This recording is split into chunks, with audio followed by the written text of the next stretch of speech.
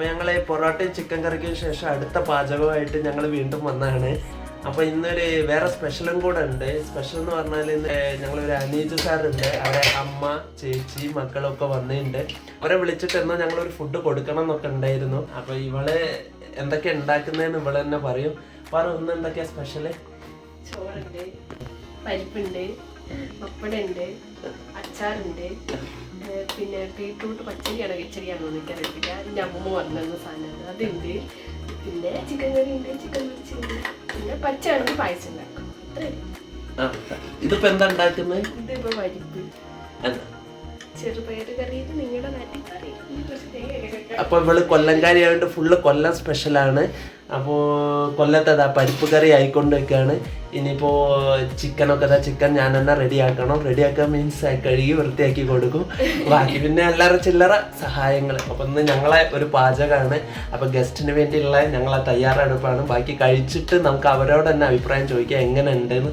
ഇനി ഞങ്ങൾ തന്നെ എല്ലാ വീഡിയോയിലും ഇങ്ങനെ അഭിപ്രായം പറയുമ്പോൾ അത് അപ്പോൾ നമുക്ക് പുറത്തുനിന്ന് വന്ന് അവരോട് ചോദിച്ചറിയാം എങ്ങനെ ഉണ്ട് ഫുഡ് കഴിച്ചിട്ട് അഭിപ്രായം.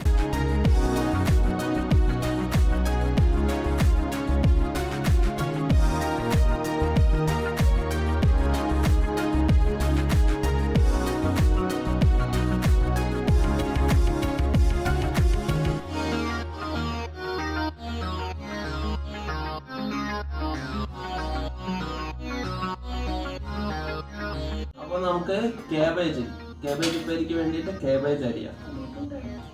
ബീട്രൂട്ടാണ്. അപ്പോൾ ഇതൊന്നും നമുക്ക് ആവശ്യമില്ലാത്ത സാധനമൊക്കെ നമ്മൾ ഒഴിവാക്കണം.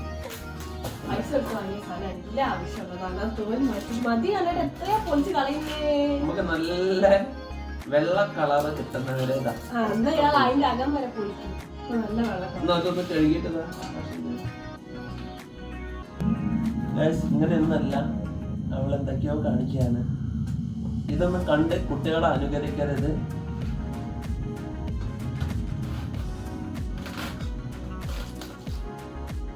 ഞാൻ കേബേജ് എങ്ങനെ അരിയാന്ന് കാണാം. കുട്ടികളൊന്നും ഇത് അനുകരിക്കാൻ നിൽക്കരുത്. വെരി ഡേഞ്ചർ, റിസ്കി പരിപാടിയാണ്.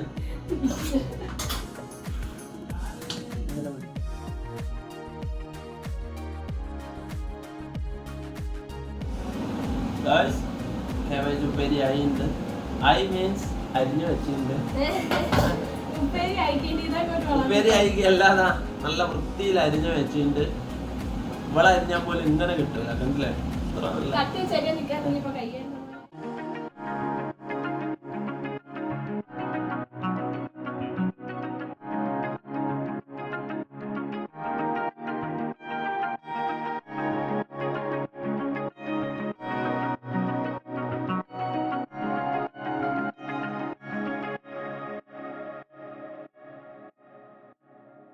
ഞങ്ങളെ ബീട്രൂട്ട് പച്ചടി ആയിട്ടുണ്ട്. പിന്നെ അതിൻ്റെ കൂടെ തന്നെ കേബേജ് ഉപ്പേരിയും ആയിട്ടുണ്ട്. ഇത് 2 ഐറ്റംസും ആയിട്ടുണ്ട്. ഞാനൊന്ന് ടേസ്റ്റ് ചെയ്ത് നോക്കുന്നുണ്ട്. നല്ല അടിപൊളി.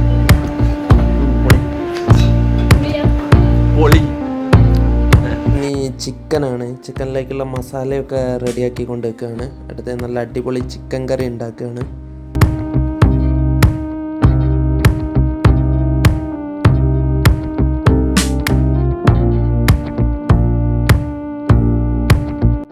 ആഹാ, കാണുമ്പോൾ തന്നെ അറിയാം നല്ല അടിപൊളി ചിക്കൻ കറിയാണ്. നല്ല മസാലയൊക്കെ ഇട്ട് അടിപൊളി ചിക്കൻ കറി റെഡി ആയിട്ടുണ്ട്.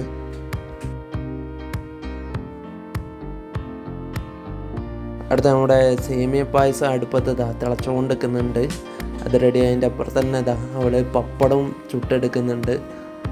അപ്പോൾ പപ്പടം വിത്ത് പായസം, ആഹാ എന്താ കോമ്പിനേഷൻ.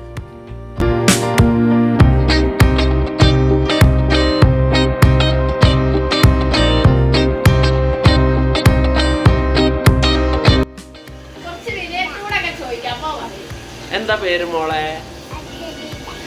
അദ്രിത.